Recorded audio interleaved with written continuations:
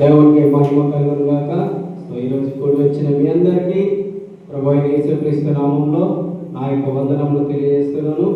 మరి ఈరోజు good Friday. ఈ గుడ్ ఫ్రైడే రోజు దేవుడి యొక్క వాక్యముని గుర్తుపెట్టుకోవాలి. క్రైస్తవులైన వాళ్ళకి 4 ముఖ్యమైన విషయములు తెలుసుకోవాలి. ఒకటి క్రిస్మస్, రెండవది గుడ్ ఫ్రైడే, మూడవది ఈస్టర్, నాలుగవది ఏంటిది అందరికీ తెలిసింది. క్రిస్మస్, గుడ్ ఫ్రైడే, ఈస్టర్, నాలుగవది ఏంటిది ఎవ్రీ సండే కాదు. అది వచ్చినప్పుడు నీకు తెలియలేదు, గుర్తు పెట్టుకోవాలి. అదే మెసేజ్ జనరల్ భాష. ఇంకా ఎవరైనా చెప్తారా? తెలిసిన ఎవరికైనా 4 విషయాలు చర్చ్ యానివర్సరీ, ఇంకా మంచి మంచి ఆన్సర్స్ తెలుసు. సండే, జనరల్ భాష, ఇంకా అంతేనా? ఇంకేం లేవా? మీ క్రిస్మస్, నేను క్రిస్టియన్స్ అన్నా, మీకు మాత్రమే తెలియాలి.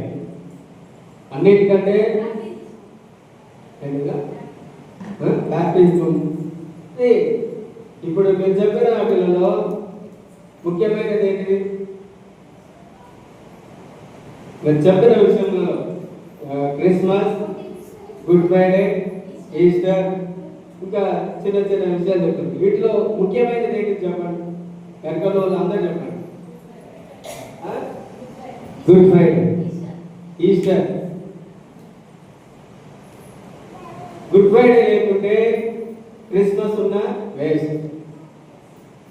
అదేవిధంగా ఈస్టర్ లేకుంటే గుడ్ ఫ్రైడే ఉన్న వేస్ట్. యేసు ప్రభు తిరిగి పునరుద్ధానం కాకపోతే ఆయన మరణించింది వేస్టే. ఒకవేళ యేసు ప్రభు చనిపోకుండా పుట్టితే అది కూడా వేస్ట్. ఎందుకంటే నేను పుడుతున్నా, నువ్వు పుడుతున్నా, మనం అందరం చచ్చిపోతున్నాం, కానీ మనం ఎవరు కూడా సిలువ వేయబడలేదు. కానీ యేసు ప్రభు మాత్రమే సిలువ వేయబడ్డాడు. ఆయన మాత్రమే పునరుద్ధానమైనడు. దీనికంటే ఇంకొక గొప్ప విషయం ఉంది, అది ఎవరికి తెలియట్లేదు. క్రైస్తవులకి ఈ 3 విషయాలు మాత్రమే తెలుస్తున్నాయి: క్రిస్మస్, గుడ్ ఫ్రైడే, ఈస్టర్. ఇంకొక ముఖ్యమైన విషయం ఉంటుంది, కానీ అది ఎవరికి తెలియట్లేదు. అది ఈ 3 కంటే కూడా ఇంపార్టెంట్, అన్నిటికంటే కూడా గొప్పదనే. కానీ ఆ విషయాన్ని నువ్వు చెప్పలేకపోతున్నావు అంటే ఎన్ని రోజులు నువ్వు క్రిస్టియన్ లైఫ్ జీవిస్తలేదు. ఇన్ని రోజులు మీరు ఏం జీవిస్తలేరు? క్రైస్తవ జీవితం జీవించారు, నార్మల్ క్రిస్టియన్ లైఫ్ జీవిస్తున్నారు. అందరూ కూర్చొని మంచిగా నార్మల్ క్రిస్టియన్ లైఫ్ మాత్రమే జీవిస్తున్నాం. అది కాదు ఇంపార్టెంట్. క్రిస్టియన్ లైఫ్ అంటే, క్రైస్తవ జీవితం అంటే ఎంత ధైర్యంగా ఉండాలి. క్రైస్తవ జీవితం అంటే ఎంతో సంతోషంగా ఉండాలి. బాధకరంగా కాదు, దుఃఖకరంగా కాదు, ఆనందకరమైన జీవితం. హల్లెలూయా. గట్టి చెప్పండి, హల్లెలూయా, హల్లెలూయా, హల్లెలూయా. మీ ముఖాలు చూస్తుంటే దేవుని యొక్క వాక్యం చెప్పాలనిపిస్తుంది. అంత కలుగును, సంతోషంగా ఉండాలి. ఈరోజు ఫస్ట్ మీరు చెప్పారు, ఈరోజు ఆనందించే రోజా, ఏడ్చే రోజా? ఎంతమంది బిర్యానీ తినొచ్చారు? ఎంతమంది చికెన్ తినొచ్చారు? మామూలుగా ఎవరైనా అన్నం తినొచ్చుగా? ఎందుకు తినాలి? అన్నం ఎందుకు తినాలి? మంచి రోజు ఎవరైనా అన్నం తినకుంటుంటారా? మీరు అన్నం తినకుండా వచ్చారంటే బాధపడుతూ దుఃఖపడుతూ వచ్చినారన్నమాట. హల్లెలూయా.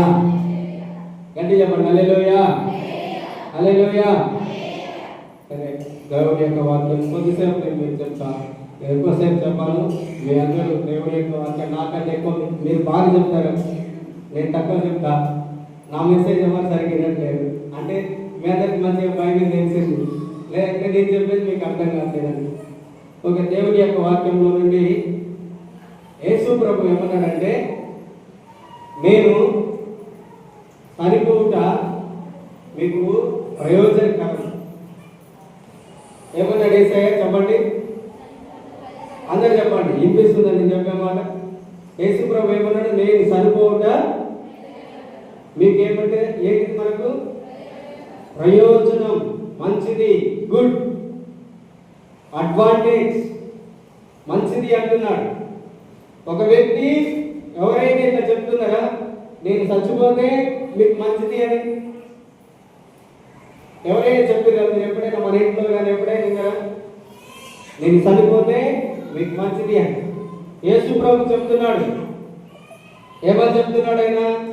నేను చనిపోతే మీకు మంచిది. ఎవరైనా చెప్తారా? వాక్యం ఎక్కడ ఉన్నదో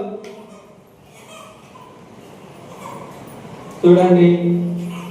యోహాను సువార్త 16వ అధ్యాయము 7వ వచనం. యోహాను సువార్త అంశు ఏ వాక్యం చెప్పిందా? ఏ వాక్యం చెప్పినా?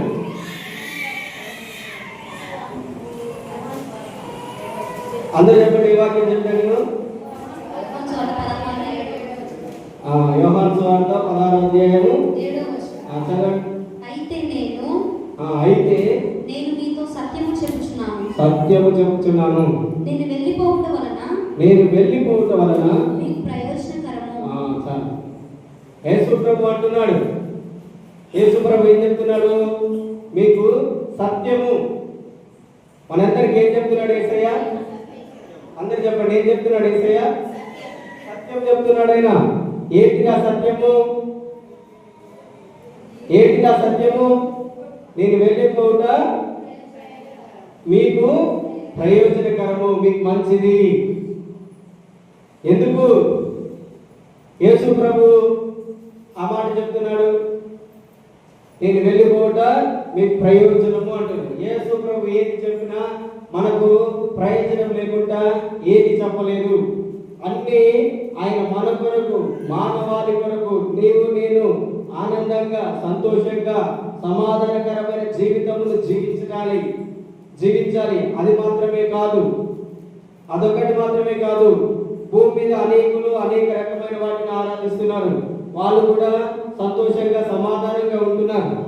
కానీ క్రైస్తవులైన నీకు నాకు ఒక వ్యత్యాసం ఉన్నది. ఏంటిది ఆ వ్యత్యాసము? మనం ఆరాధిస్తున్నటువంటి అటే అందరూ అటే చూస్తున్నారు. పట్టుకోండి, మొత్తం చూస్తే ఏ వాక్యం చెప్తున్నా నాకు అర్థం కావట్లేదు. నేను కూడా ఏం చెప్పలేకపోతున్నాను. కూర్చో అంటే డిస్టర్బ్ చేస్తాను. వాక్యం ఏదైతే పాటలు పాడేటప్పుడు అటు ఇటు ఆడండి అని చేయండి, కానీ వాక్యం చెప్పేటప్పుడు మాత్రం నాకే చూడండి. కొద్దిసేపు, ఎక్కువసేపు కాదు. ఎవరైనా ఏం చెప్తున్నాను నేను? అందరూ చెప్పండి, ఏం చెప్తున్నా నేను? అదొకటే చెప్తున్నా. మీకు ప్రయోజనం లేదు ఇక్కడ కూర్చున్నా కానీ. అర్థమైందా? మీరందరూ ఇక్కడ కూర్చుంటున్నారు కానీ దేవుని యొక్క వాక్యం వినడానికి రావట్లేదు. ఆటలు ఆడుకోవడానికి జస్ట్ టైం పాస్కి వచ్చి వెళ్ళిపోతున్నారు. అది చాలా డేంజర్. దేవుని మందిరంలోనికి టైం పాస్ కోసం వస్తే మన కుటుంబంలోకి వేరు కాదు. దేవుని మందిరంలోకి వచ్చినామంటే ఏంటి? అది మేము కాదు. ఎక్కడికైనా వెళ్ళి ఎంజాయ్ ఆటలు ఆడవచ్చు, ఎక్కడికైనా వెళ్ళి ఏదైనా చేయొచ్చు, కానీ దేవుని మందిరంలో ఆటలాడవచ్చు.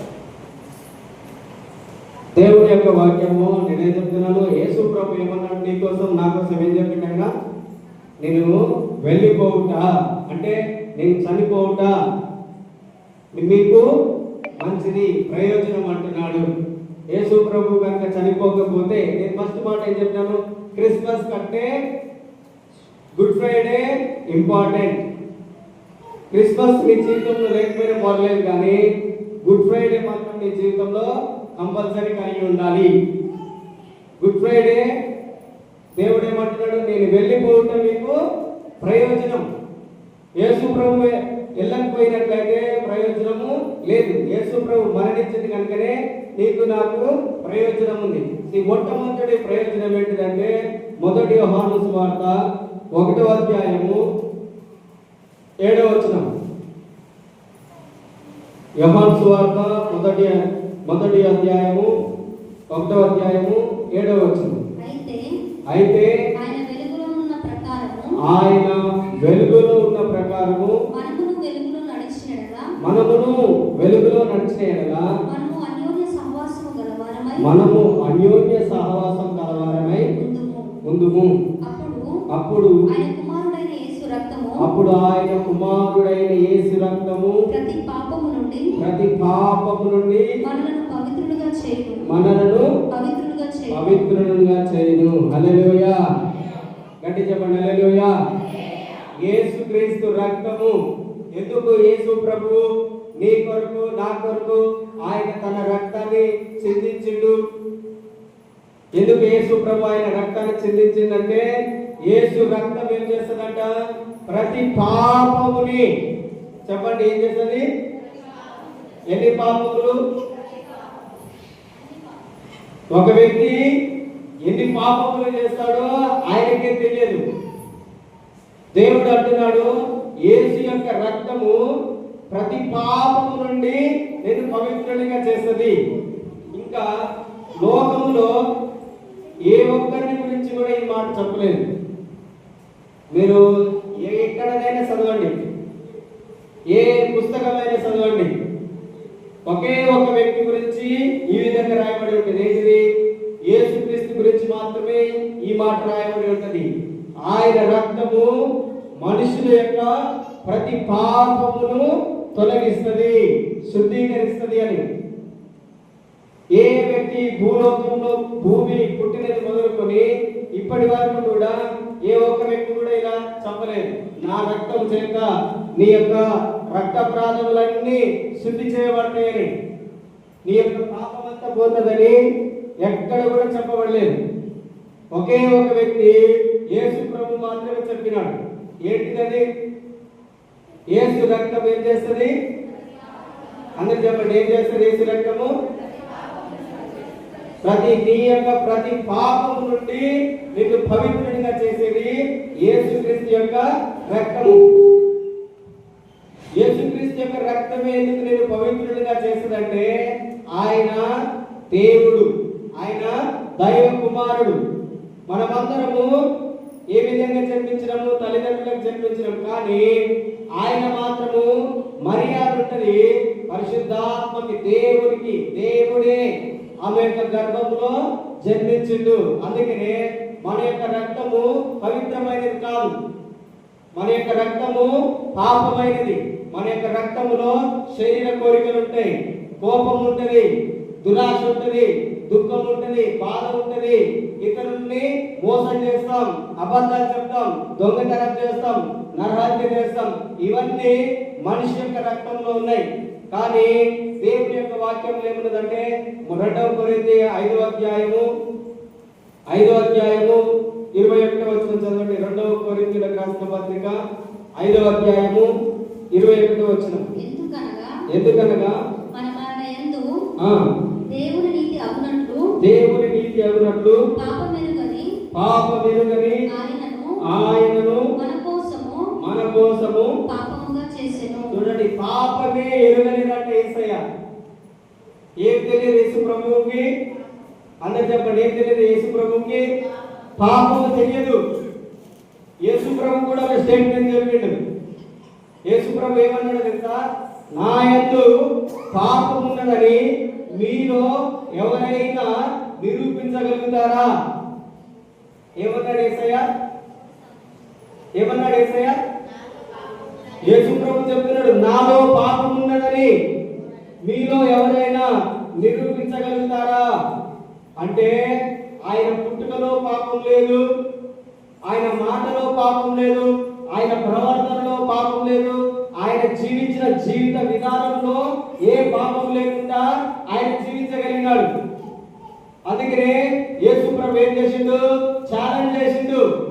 ఏమని చెప్పిండు? నాలో పాపం ఉన్నదని మీలో ఎవరైనా నిరూపిస్తారా? ఎవరు కూడా యేసు ప్రభు ప్రభువులో పాపం ఉన్నది, ఈయన నోటి నుండి అబద్ధం వచ్చింది, ఈయన నోటి నుండి దుష్కార్యం వచ్చింది, ఈయన నోటి నుండి పాపం మాటలు వచ్చినాయి, ఎక్కడ కూడా ఈయన చూపులో పాపం ఉన్నది, ఈయన క్రియలో పాపం ఉన్నదని ఎవరు కూడా చెప్పలేకపోయినారు.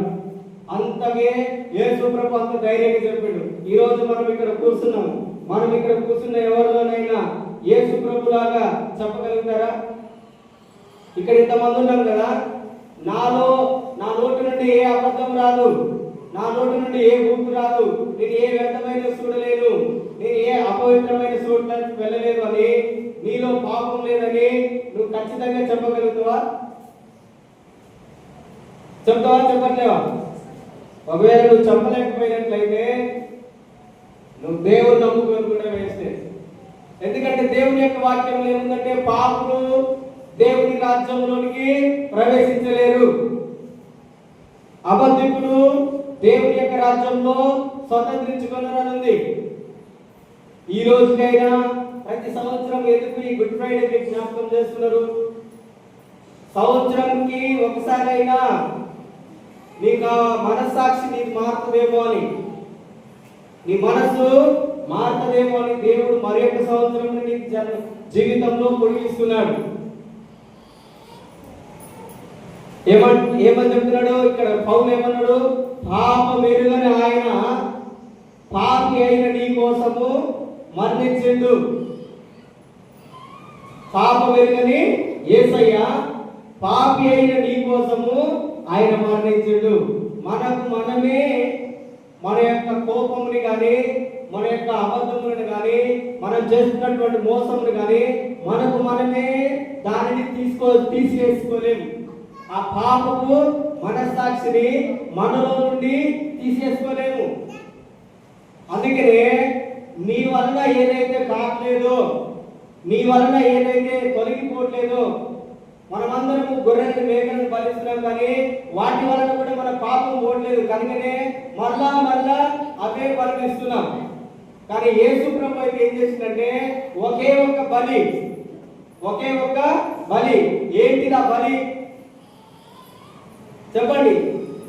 యేసు ప్రభు ఒకే ఒక బలి అర్పించింది. ఏంటిది ఆ బలి?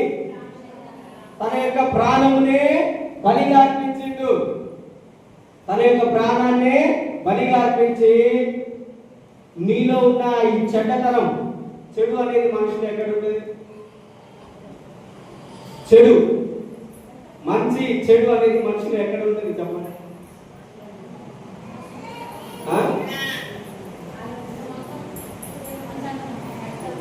మనస్సాక్షి ఏంటి ఎక్కడ ఉంటుంది? యేసు ప్రభు దేని కొరకు వచ్చిందంటే నీ మనస్సాక్షి చెడిపోయింది. నీ యొక్క మనస్సాక్షి చెడిపోయింది. ఎప్పుడు చెడిపోయింది తెలుసా? ఆదికాండంలో ఎవరు చెడగొట్టిరా మనస్సాక్షి? ఆదాము అవ్వ అని అంటాడు. దేవుడు అంటాడు, ఏమంటాడు? మనలో ఆదాము ఒకని వంటి వాడైంది. చూడండి ఆదికాండము 3వ అధ్యాయము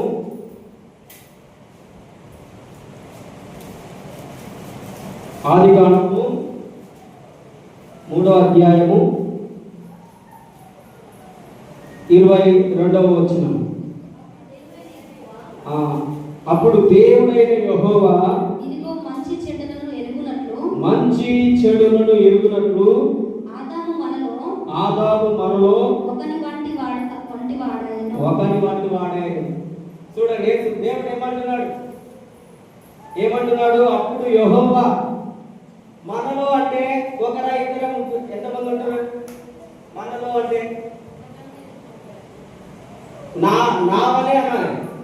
కానీ ఇక్కడ తండ్రి, కుమారుడు, పరిశుద్ధాత్మ మనలో ఒకరి వంటి వాడైందంటే తండ్రి, కుమార, పరిశుద్ధాత్మలో ఈ మంచి చెడులను తెలుసుకునేటువంటి ఆలోచన ఆదాము అవ్వకు కూడా వచ్చినది. అందుకని ఇక్కడ దేవుడు ఏమంటున్నాడు? మనలో ఒకరి వంటి వాడైండు. ఇంతకు ముందుకు దేవుని వలె ఉండే ఆదాము చెడుని కూడా తెలుసుకోగలిగిండు. ఎలా తెలుసుకున్నాడు? చెడు ఎలా వచ్చింది ఆయనలోకి? చెప్పండి, ఎలా వచ్చింది? కరెక్ట్ చెప్పండి. ఆదికాండమే చదువుతున్నారు మీరు. ఆదికాండం 1వ అధ్యాయంలోనే మొదటి బైబిల్ గ్రంథంలో ఉన్న మొదటి అధ్యాయం మీకు సరిగ్గా తెలియకపోతే, ఆది అనేది తెలియకపోతే ప్రకటన గ్రంథం వరకు మీకు ఏం అర్థం కాదు. ఏదైనా ఆదిలోనే ఉంటుంది. ఇక్కడ ఏమంటున్నాడు దేవుడు? మంచి ఇంతకు ముందుకు కేవలము ఆదాముకి భూమి మీద ఉన్నప్పుడు మాత్రమే మంచి చెడు అనేది తెలుస్తుంది. కానీ భూమి మీద ఆదాము పుట్టినప్పుడు ఆయన శరీరం లేదు. ఏ శరీరం ఉంది? మహిమ శరీరం. ఏ శరీరం ఉంది?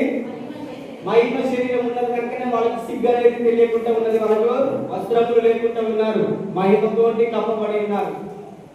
సరిపోయిన తర్వాత కూడా వ్యక్తులకు వస్త్రములు ఉండవు. మహిమ దేహము, మహిమ శరీరము. మనం ఈ శరీరంలో ఉన్నంత వరకే మనకి వస్త్రములు. కానీ ఎప్పుడైతే ఆదాము సాతాను మాట విన్నాడో, సాతాను మాట ఏంటిది? తినకూడదు, ఆ పండు తిన్నాడో, అప్పుడు ఆయనకి ఏమొచ్చింది? మంచి చెడ్డ. అతని యొక్క మనస్సాక్షి ఏమైంది? చెడిపోయింది. అతని యొక్క మనస్సాక్షి ఏమైపోయింది? చెడిపోయింది. అందుకని యేసు ప్రభు ఏమంటున్నాడు? ఎబ్రీయులకు రాసిన పత్రిక 9వ అధ్యాయము 14వ వచనం. ఎబ్రీయులకు రాసిన పత్రిక, నిత్యుడగు ఆత్మ ద్వారా తన్ను తాను దేవునికి నిర్దోషినిగా అప్పగించుకొనిన క్రీస్తు యొక్క రక్తము నిర్జీవ క్రియలను విడిచి జీవము గల దేవుని సేవించుటకు మీ మనస్సాక్షిని ఎంతో ఎక్కువగా ఏంటిది? యేసు రక్తం శుద్ధీకరిస్తుంది. చెప్పండి, ఏంటిది? నీ యొక్క మనస్సాక్షిని, నీ చెడిపోయినటువంటి మనస్సాక్షిని. ఎవరి యొక్క మనస్సాక్షి అయితే ఇప్పటి వరకు సరి చేయబడలేదో వారిలో ఇంకా శరీర కార్యములు కనిపిస్తాయి. ఏం కనిపిస్తాయి చెప్పండి? మీరు తర్వాత చదవండి. గలతీ పత్రిక 5వ అధ్యాయంలో 19వ వచనం నుంచి ఉంటాయి శరీర కార్యములు ఏంటి అని. ఆ శరీర కార్యములు అన్ని ఎక్కడ ఉంటాయంటే మనస్సులో, మనస్సాక్షిలో ఉంటది. అందుకనే యేసు ప్రభు నిత్యుడకు ఆత్మ ద్వారా తను తానే దేవునికి ఎలా అప్పగించుకున్నట్ట? నిర్దోషిగా. అంటే నేను ముందుకు చెప్పిన దోషం అనేది ఆయనలో లేదు, కలంకం అనేది ఆయనలో లేదు. ఏం లేదు యేసు ప్రభులో? ఏం లేదు? దోషం లేదు, కల్మషం లేదు. మనుషులలో ఏముంటాయి? దోషములు ఉంటాయి, కల్మషం ఉంటాయి, కలంకం ఉంటాయి, అపవిత్రత ఉంటది, కోపం ఉంటది, పాపం ఉంటది, వ్యభిచార పాల్గొచ్చులు ఉంటాయి, దొంగతనం చేస్తారు, నరహత్య చేస్తారు, రకరకాల పాపములన్నీ ఒక మనిషిలో ఉంటాయి. అందుకనే యేసు ప్రభు మనిషి కాదు, ఆయన దైవనరుడు. ఎవరైన? దైవనరుడు. అందుకనే యేసు ప్రభు యొక్క రక్తము మాత్రమే నిన్ను నన్ను పరిశుద్ధపరుస్తుందని దేవుని యొక్క వాక్యంలో చెప్తుంది. భూప్రపంచంలో ఈ జన్మించిన వ్యక్తులలో ఏ ఒక్క వ్యక్తి కూడా నా రక్తం చేత నిన్ను శుద్ధీకరిస్తానని, నిన్ను పవిత్రత చేస్తానని, నీ ఆలోచనలను పరిశుద్ధపరుస్తానని ఎక్కడ కూడా చెప్పలేదు. హల్లెలూయా. ఒక యేసు ప్రభువే ఈ మాట, ఈ స్టేట్మెంట్ చెప్తున్నాడు. ఏమని చెప్తున్నాడు? నా రక్తము నిన్ను శుద్ధీకరిస్తుంది, నిన్ను పవిత్రుడిగా చేస్తుంది. హల్లెలూయా. గట్టిగా చెప్పండి, హల్లెలూయా. ఏం చేస్తుంది యేసు రక్తం? నిన్ను ఏంటిది? నిన్ను శుద్ధీకరించేది నీలో నీ మనసు. ప్రతిరోజు చెప్పండి మీ ప్రార్థనలో, నువ్వు ఒకే రోజు నీ పాపమును మానివేయలేవు. ఒకే రోజు నువ్వు ఏదైనా ఒక పాపం చేస్తున్నావు అనుకో, దాన్ని ఒకే రోజు నువ్వు నీలో నుండి తొలగించుకోలేవు. ప్రతి ఒక్కరు చెప్తారు ఏదో ఒక రోజు నేను మారిపోతానని. ఎప్పటికీ మారిపోలేదు. ప్రతి సంవత్సరము దాని ముందుకు పొడిగిస్తూనే ఉంటారు. ఏదో ఒక రోజు నేను మారిపోతా, ఏదో ఒక రోజు నేను చేస్తా, ఏదో ఒక రోజు కాదు, ఈ రోజే. దేవుని యొక్క వాక్యంలో ఏముంది తెలుసా? నేడు అని ఒక దినం ఉండగానే అని దేవుని యొక్క వాక్యం ఉంది. ఏ రోజు అని నువ్వు చెప్తున్నావు చూసినావా? ఆ రోజు వచ్చేసరికి మరలా ఏమంటావు? మరలా వచ్చేసారి అని చెప్తావు, మరలా వచ్చేసారి అని చెప్తావు. కారణం ఏంటిదంటే నీ మనస్సు మారిపోతుంది, నీ మనస్సాక్షి మారిపోతుంది. అందుకనే నువ్వు అబద్ధం చెప్తుంటావు. ఏంటి నువ్వు చెప్పేది? మరలా నేను ఎప్పుడో మారిపోతానని చెప్పేది ఏంటది? అబద్ధం. నిజం కాదు, సత్యం కాదని అబద్ధం చెప్తుంటాం. కనుక నేనేం చెప్తున్నాను, నీవు పాపము ఇప్పుడు ఇమ్మీడియట్ గా ఏదైనా పాపం చేస్తుంటే ఇమ్మీడియట్ గా నువ్వు వదిలిపెట్టలేవు. అది నువ్వు దేవునితో, ఇప్పుడు మనం దేవుని యొక్క వాక్యం పేరు చదువుకున్న మొదటి యోహాను 1వ అధ్యాయం 7వ వచనం చదవండి. మొదటి యోహాను 1వ అధ్యాయము 7వ వచనం.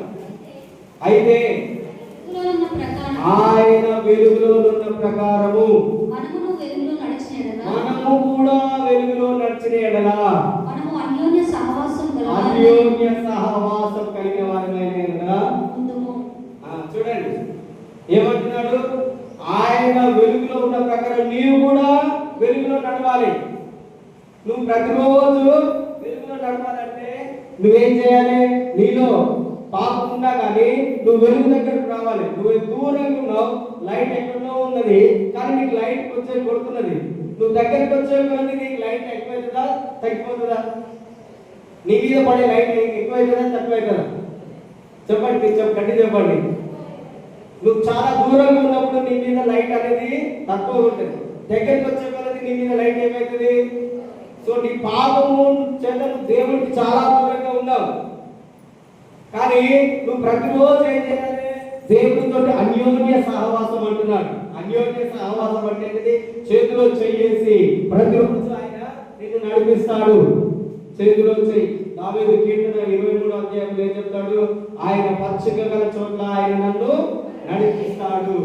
పచ్చిక గల చోట్ల. దేవుడు నీలోకి వెలుగు వచ్చేంత వరకు, నీ మీద ఆయన వెలుగు ప్రకాశించేంత వరకు, నీలో ఉన్న పాపము తొలగిపోయేంత వరకు ఆయన నీ చెయ్యి పట్టుకొని, దేవుడి యొక్క వాక్యంలో ఉన్నది, ఆయన నిన్ను ఎన్నడు విడువడు, నిన్ను ఎన్నడు కూడా నువ్వే నీ మనసాక్షి చెడిపోయి నువ్వే దేవుని విడిచేస్తావు. నీ మనసులో నీ దేవుడు అయ్యో నేను ఈ రోజు పాపం చేశానని చెప్పేసి దేవుడు నన్ను క్షమించడం అపరాధ భావం ఇది. దేవుడు నన్ను అయ్యో నేను పాపం చేసినట్లయితే దేవుడు చాలా దూరం అయిపోతానని అనుకుంటాం. తప్పు. దేవుడు ఏదైనా ఒకసారి నీ జీవితంలో కార్యం చేస్తే అది నిత్యత్వంకై ఉంటుంది, ఎప్పటికీ నిత్య జీవితంకై ఉంటుంది. కానీ ఈ రోజు తప్పు చేసినావు అని చెప్పేసి ఎమ్మటే దేవుడు నీ మీద నుండి తొలగిపోడు. హల్లెలూయా. గట్టి చెప్పండి, హల్లెలూయా. నీవు ప్రతిరోజు దేవుడితో నడిస్తే నీలో ఉన్న అపవిత్రత, పాపము, దోషం అన్నీ కూడా తొలగిపోతాయి. కానీ ఒకరోజు ప్రార్థన చేసి నా పాపములన్నీ పోతాయి అంటే ఎప్పటికీ నిన్ను శుద్ధీకరించుకోలేవు. నీ మనసాక్షి ఎప్పుడు శుద్ధీకరించబడదు. కనుక నువ్వు ప్రార్థన చేసిన ప్రతిసారి ఏం చెప్పాలి, నా మనసాక్షిని ప్రతిరోజు యేసు రక్తం చేత నీ మనస్సాక్షిని శుద్ధీకరించుకోవాలి. చెప్పండి, ఏం చేయాలి? నీ మనస్సాక్షిని ఏ రోజు? ప్రతిరోజు నీ ప్రార్థనలో డెఫినెట్ గా మీరు ఈ మాట చెప్పాలి. నా మనస్సాక్షి ఏమంటున్నది? నిర్జీవ క్రియలు. మనస్సాక్షి అంటే ఏంటిది? జీవం లేని క్రియలు చేసే మనస్సాక్షి. జీవం లేనిది ఏంటంటే పాపములకు సంబంధించిన అన్ని కూడా జీవం లేనియే. దొంగతనము నిర్జీవమైన క్రియ, పాపము అన్ని కూడా నిర్జీవమైనవి. అందుకనే దేవుడు ఏమంటున్నాడు? చదవండి ఒకసారి. నిత్యుడగు ఆత్మ ద్వారా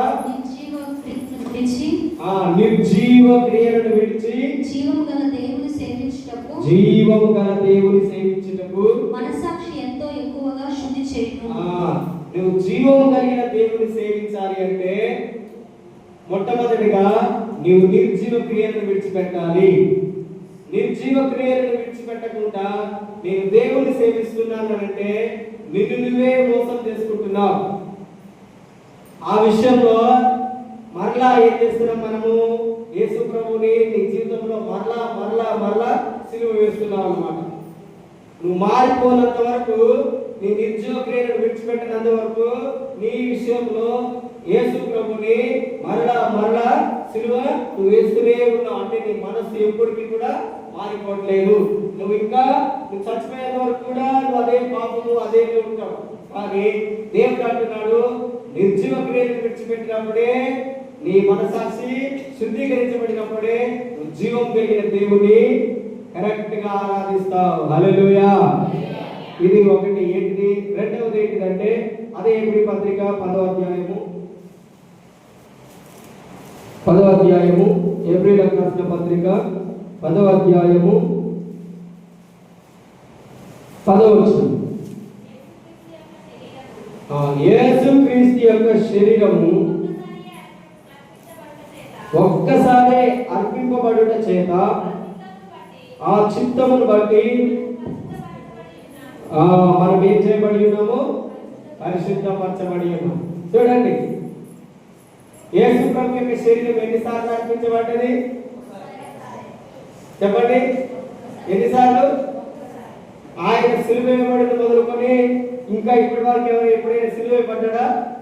ఒక్కసారి తన యొక్క శరీరాన్ని బలిగా అర్పించి తన రక్తాన్నంతా దారబోసింది. ఇంత ముందుకు ప్రతిసారి ఏం చేసేది? మేకల్ని, కోళ్ళని ప్రతిసారి రక్తం అర్పిస్తుంటారు. ఇప్పటికీ జ్ఞానం లేక, ఏం లేక జ్ఞానం. కానీ యేసు ప్రభు యొక్క శరీరం కారణం ఏంటిదంటే వాళ్ళ యొక్క మనస్సాక్షి మార్చుకోలేదు. ఇంకా పాపం అనేది వారికి జ్ఞాపకం వస్తుంటది. ఇక్కడ ఒక్కసారే యేసు రక్తం నీ కొరకు చిందించడం ద్వారా దేవుడు నిన్ను ఏం చేసిందంట? చెప్పండి, ఏం చేసింది? చదవండి, అందరు చదవండి. దేవుడు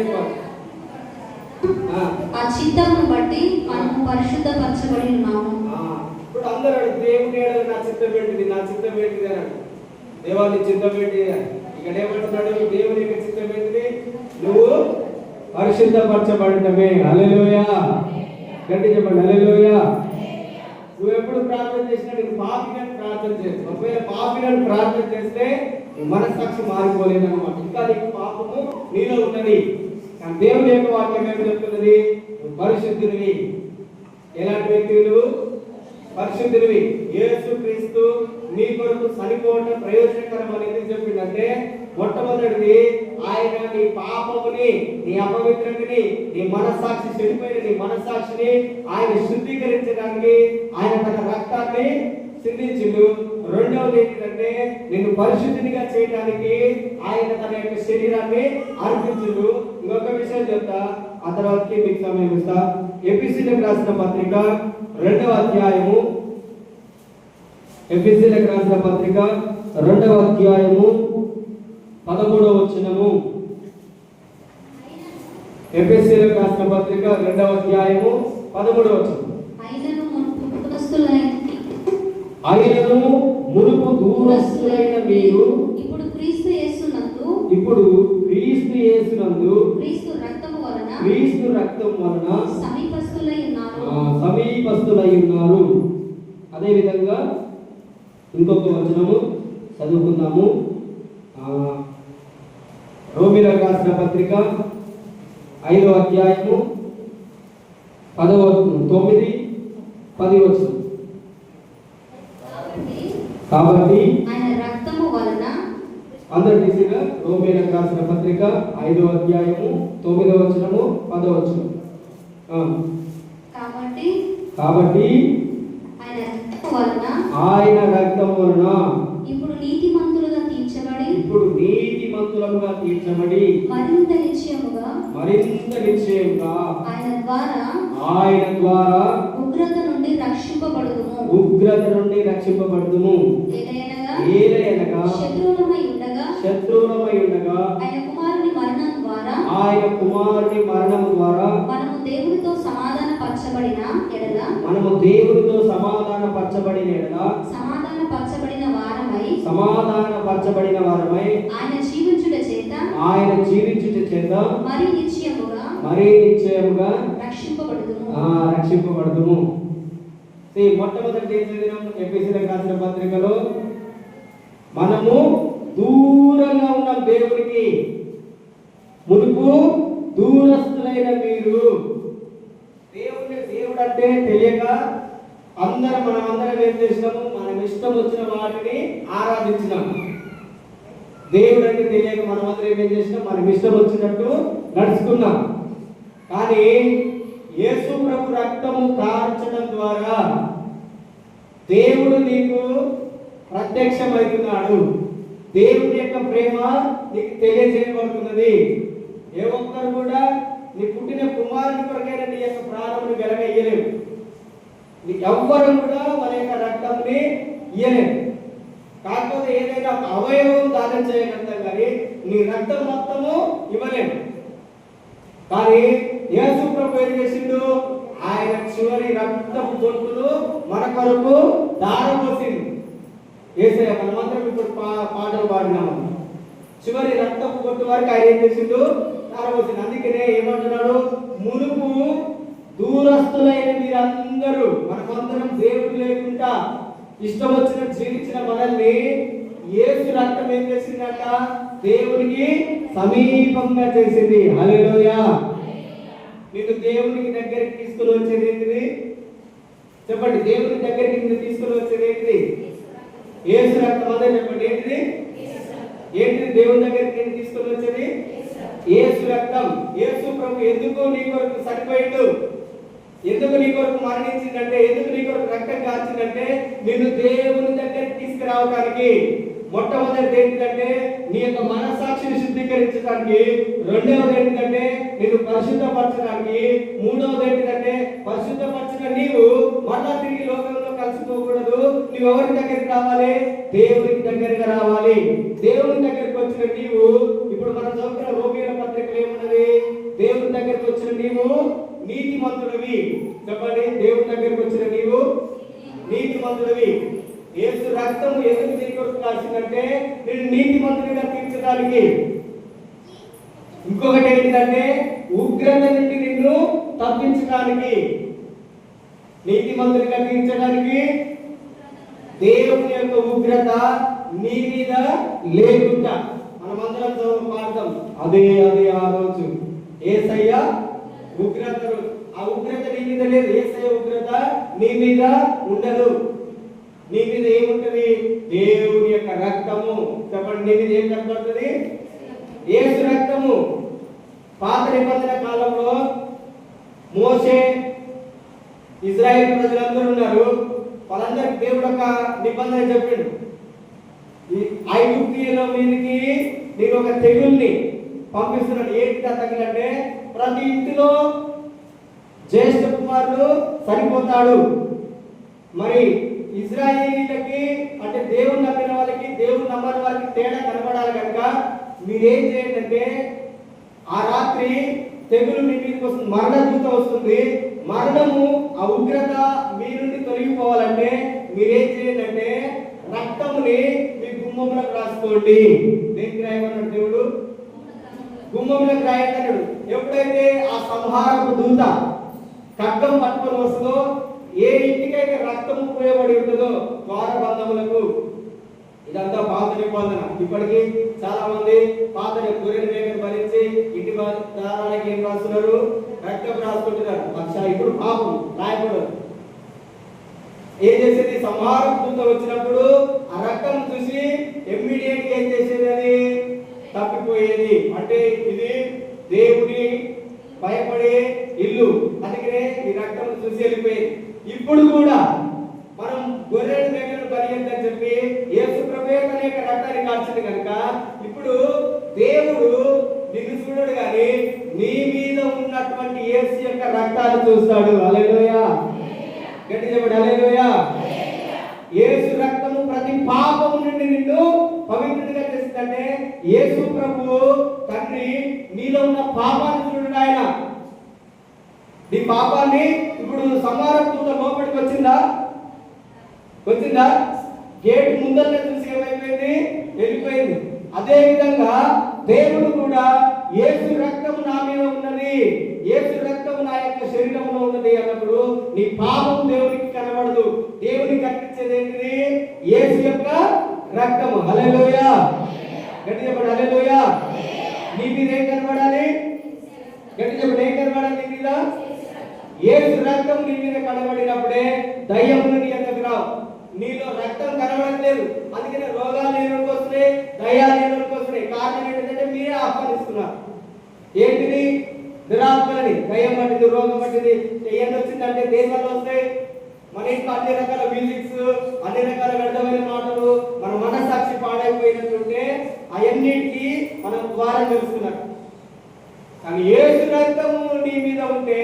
ఈ అపవిత్రమైన కార్యములు నీకు దూరం అయిపోతాయి. హల్లెలూయా. అప్పుడు దేవుని యొక్క ఉగ్రత నీ మీదకి రాదు. నువ్వు నీతిమంతుడిగా తీర్చబడతావు. దేవునితోటి చివరిది ఏంటిది? దేవునితోటి నిన్ను సమాధాన పరిచి ఉన్నాడు. హల్లెలూయా. యేసు రక్తము దేవునితో నిన్ను సమాధాన పరిచినది. యేసు ప్రభు ఏ మాట అయితే చెప్తాడో ఆ మాట నువ్వు చెప్పాలి. నేను తండ్రి ఏకమై ఉన్నాము. హల్లెలూయా.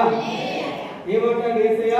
నేను తండ్రి ఏకమై ఉన్నాము, మేమిద్దరము వేరు కాదు. నీవు కూడా ఇదే మాటను చెప్పాలి. నేను యేసు ప్రభువు వేరు కాదు. కారణం ఏంటిది? యేసు రక్తమే నాలో ఉన్నది. రక్తం అంటే ఏంటిది చెప్పండి. రక్తం అంటే ఏంటిది? ప్రాణము. రక్తం అంటే ఏంటిది? ప్రాణము. రక్తం అంటే ఏంటిది? ప్రాణం. రక్తము అంటే యేసు యొక్క ప్రాణమే నాలో ఉన్నది. కనుక పౌలు ఏమంటున్నాడు? నేను కాదు జీవించేది, క్రీస్తే. అంటే ఆయన రక్తమే, ఆయన ప్రాణమే. నేను ఎప్పుడో సిలువేయబడ్డాను. హల్లెలూయా. గట్టిగా చెప్పండి హల్లెలూయా.